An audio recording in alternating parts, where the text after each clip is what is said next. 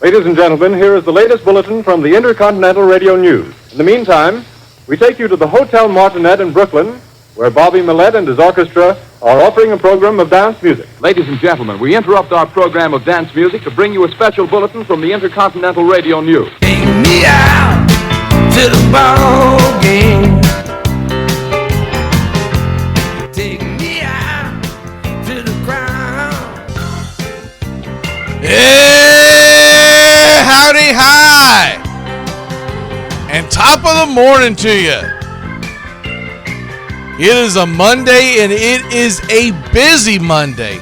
My word, has the world of sports been jumping and humping and hopping since we last talked. Let's go ahead and dive into, well, we'll start it off number one with the bullet, the college football landscape changing in front of our eyes. University of Florida signs Billy Napier from Louisiana, and he will coach. Billy Napier said that he will coach in the Conference USA, Sun Belt Championship this weekend against Appalachian State, which is set to be played on Saturday. So he didn't want to leave his program high and dry, which you got to respect that. And what to know about Napier? It's his 4 years at Louisiana. After his first year, 3 consecutive years of 10 wins or more. He coached under Dabo at Clemson, Nick Saban at Alabama. He runs a high-octane offense. They average 32 points a game over the last 4 years. He will be the 4th University of Florida coach since 2014. So we'll see how long of a leash they give him in Gainesville. They didn't give a very long one to Dan Mullen, obviously. Dan Mullen, fabulous job last year, gets fired this year. So we'll see where this goes. But Billy Napier is your head coach in Gainesville. And the next big move, Bob Stoops is going to be taking over at Oklahoma for their bowl game. Now, that's just an interim basis. It's just basically to try to settle the waters as Lincoln Riley is on his way to Southern Cal. He exits Oklahoma for the greener pastures, and for most reports, it appears that, kind of hit this nail on the head a few weeks ago, I talked about this, but why wouldn't Lincoln Riley leave Oklahoma, who's about to go to the Southeastern Conference, and go into that juggernaut of a conference? Although I do believe that conference will start getting 2, maybe 3 teams in the playoffs every year when the playoffs expand to what it sounds like 12. They may even get 4 teams a year. But he's going to try to take the easy road and go to Southern Cal because, hey, he's going to have the resources there. They've got the long-standing tradition of Southern Cal football, obviously. And it's an easier road. All you've got to do is navigate your way through the Pac-12, and you'll be in the playoffs. So Lincoln Riley headed to Southern Cal, leaving Oklahoma high and dry. And during that, Oklahoma loses 5-star quarterback Malachi Nelson, along with several other big-name recruits. But those are the big names. Malachi Nelson announced on Twitter yesterday that he was not going to be going to the University of Oklahoma after Lincoln Riley decided he was going to go to Southern Cal. So was he going to go to Southern Cal? We'll see what happens. But Malachi Nelson has reopened his recruiting, and a 5-star quarterback like we talked about, which really could have turned things around for Lincoln Riley. I really felt like they had a really good team. They just did not have the best offense, the best quarterback that they normally have. Well, we'll see what happens, but Nelson no longer heading to OU. Other quick news and notes. In college football, David Cutcliffe will not come back to Duke. He went 0-8 this year, 14 years at Duke. He did get Duke their first bowl win since 1961, a few years back. But he has decided to part ways. 67 years old. We'll see if he resurfaces. I don't think Cutcliffe is done. He might be done as a head coach. He might resurface somewhere as an offensive coordinator. May not want the full reins. Because I believe for him to get a head coaching job somewhere, he's going to have to take a step down, a step back. Would you want to do that if you're Cutcliffe? Do you want to be? Is it still in your blood? Are you still loving your the overall development of quarterback play? So maybe he goes to a bigger named university and runs their offense and still gets the fires and the juices going. But he might say, hey, at 67 years old, man, I'm ready to just sit on the beach and drink pina coladas and watch the sunrise, and why the hell am I putting myself through that? So he steps down at Duke. Duke will be on the look for a head coach. Look for them to try to get someone a tier below the ACC and try to get a guy who wants to try to prove himself. Georgia Tech fires 3 assistant coaches, their offensive coordinator, their defensive coordinator, and their cornerback coach.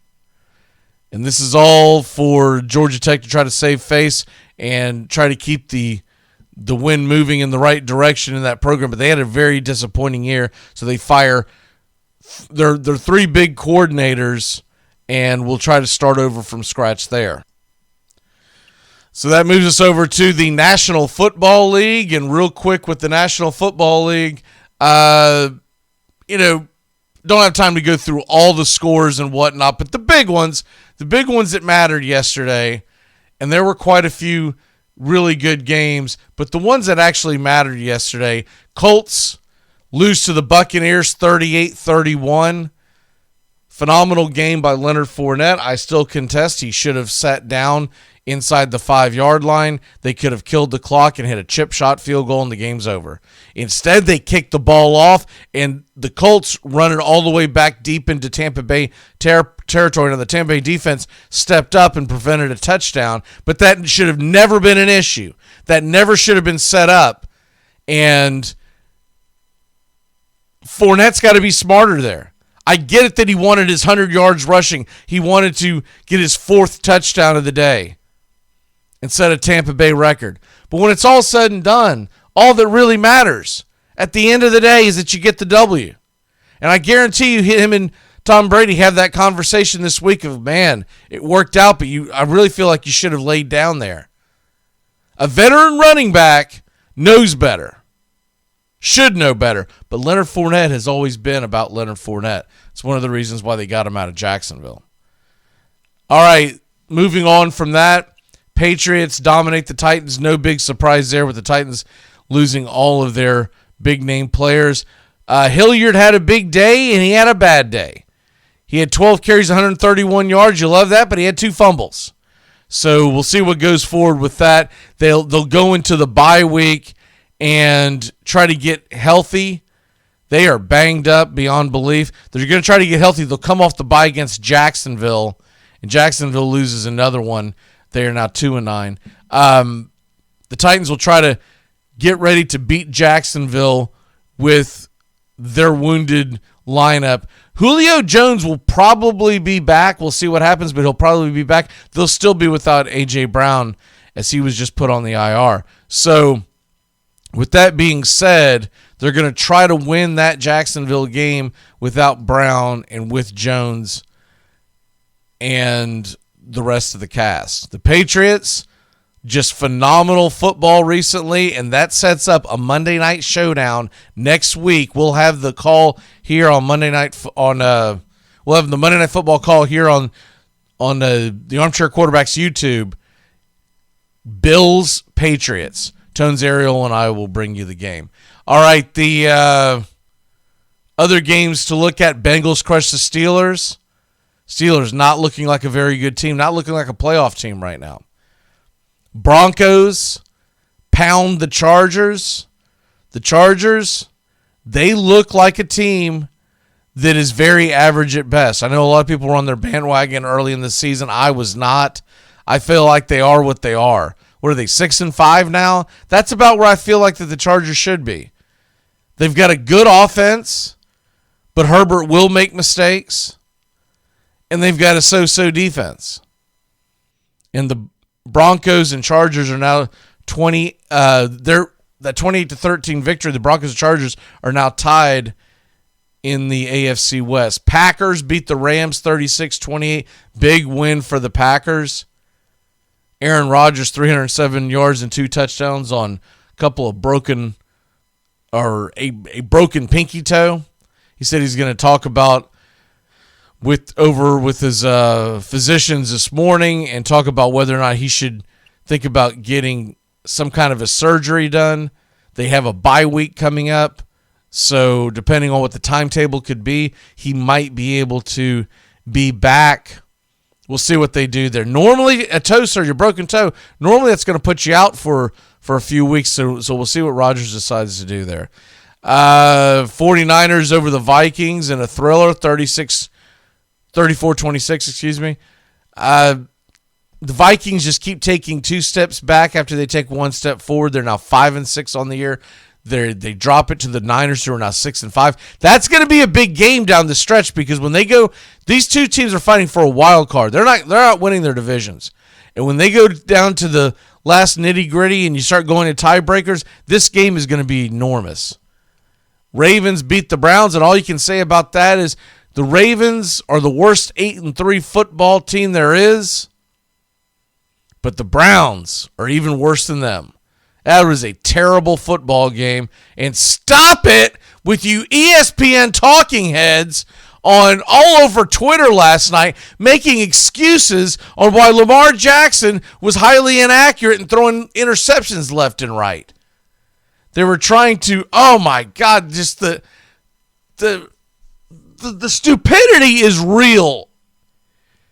Stephania Bell tweeted out about Lamar Jackson being just terrible last night. Is this post-COVID related?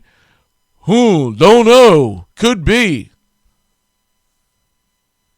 What are you, an idiot? He's always been a terrible passer.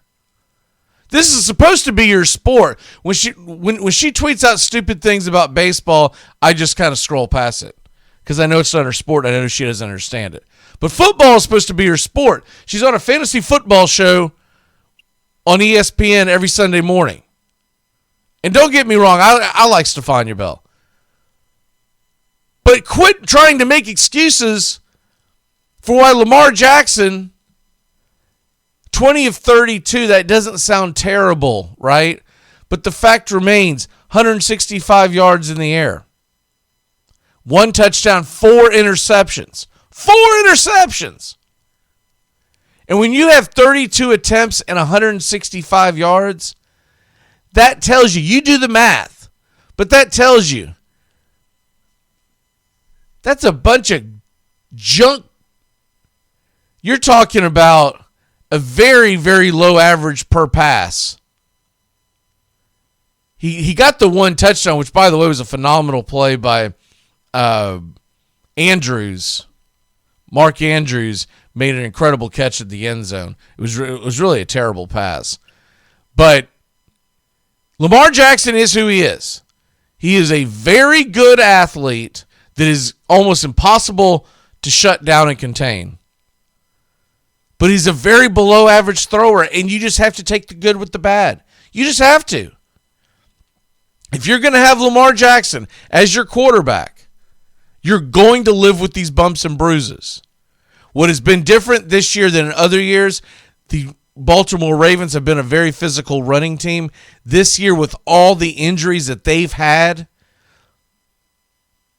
it has made it where they are a very average running team. Everyone pretty much focuses on Lamar Jackson, tries to shut him down. You're not worried about Devontae Freeman at this stage in his career, Latavius Murray. Who's the other guy? Tyson Williams. You're just not worried about these guys busting one on you, so you can play it pretty straight across the board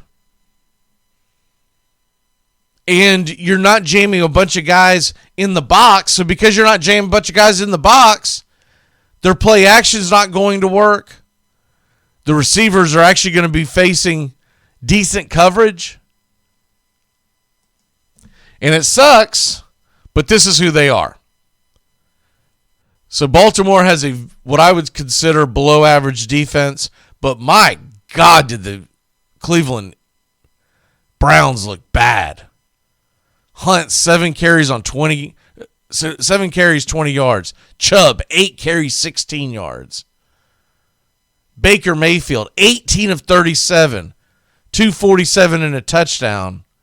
Didn't throw an interception, but he looked outmatched the entire. That Cleveland offensive line was a sieve, and Baker Mayfield was running for his life. This is a bad football team. This is a team that can find a way to beat you here and there, but they're not going to put it together every week. Their receiving corps is atrocious at this point.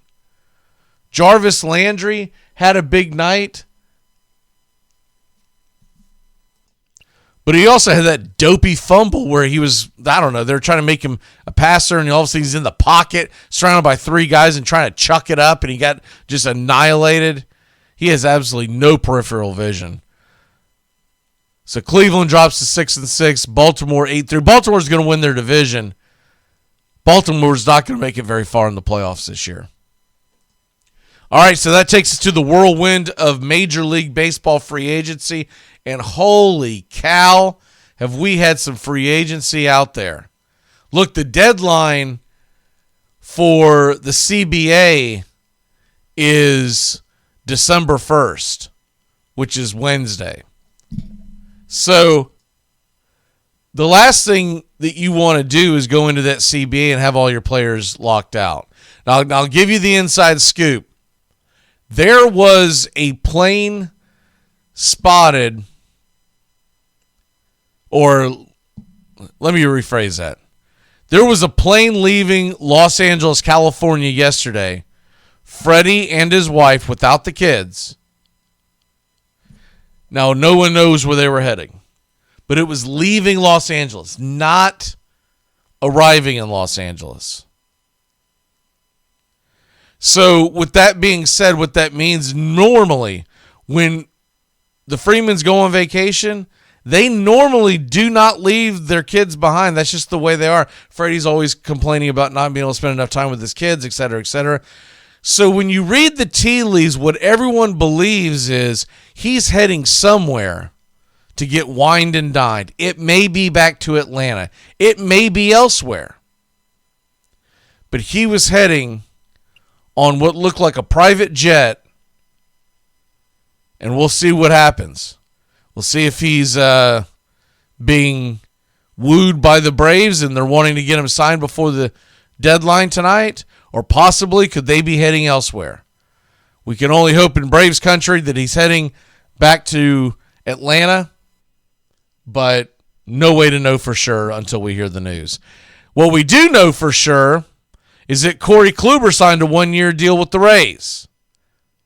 What we do know for sure is that Byron Buxton signed a 7-year, $100 million deal to stay with the Twins. Now that was an extension, okay? That was an absolute extension. That had nothing to do with free agency. He still had a year left on his deal. A good deal for the Twins if he stays healthy. A great deal for Buxton considering the fact that he's never healthy. Marcus Semien breaking the bank, 7 years, $175, heading to the Texas Rangers at 32 years old. And there are rumors that they are out to get Seager, Corey Seager of the Dodgers fame. He is a free agent. Wouldn't that be a heck of an infield? The Marlins side, Avisel Garcia. It looks like John Gray also signed a deal with the Rangers to stay or to go to Texas. And essentially he's coming home. Remember, John Gray pitched in college at Oklahoma. So he's not too far from right down the road there. And this all got started with Frazier, the second baseman of the Padres was traded over to the Mariners. There's talk about the Mariners going deep pockets and trying to bring in Marcus Stroman, so we'll see what happens there. But Kevin Gausman, 5-year, $110 deal to go to the Blue Jays. That is significant, first of all, because Robbie Ray is still a free agent. So why did they not try to pony up to get him first? And I hate to break it to Blue Jays fans, Gausman's not going to be worth 5 years, 110. He's just not. He's going to have very good spurts where you're like, man, this guy's a really good pitcher. But then he doesn't have dominating stuff. And when he loses his touch, he's hittable. He got absolutely torched in the back half of the season. Pitched phenomenally in the first part of the season. So we'll see how that ends up, but that's pretty much catching you up to speed on what's going on in the MLB free agency, and it has been a big weekend, a fun weekend, all the football, Ohio State going down. I think a lot of people just like that to see some new blood.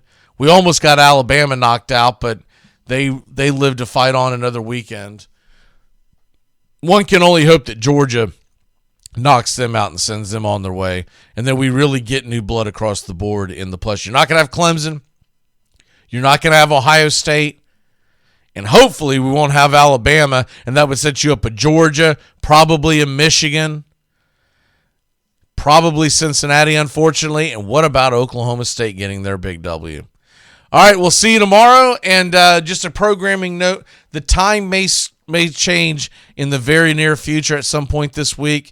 My work schedule is changing, so to be able to do a morning show is going to be almost impossible. So what I'm thinking about doing, I think it's what I will do, is drop the evening sports page on you, and that'll come to you very early evening, so you can catch it on your drive home, or if you want to listen to it the next morning, however you got it. But I can't be in two places at once, but I do like doing the show, and we enjoy spending our day with you. As far as the Friday show, don't know the details yet. We will keep you up to date on that. All right, we shall see you. Take me out to the ball game.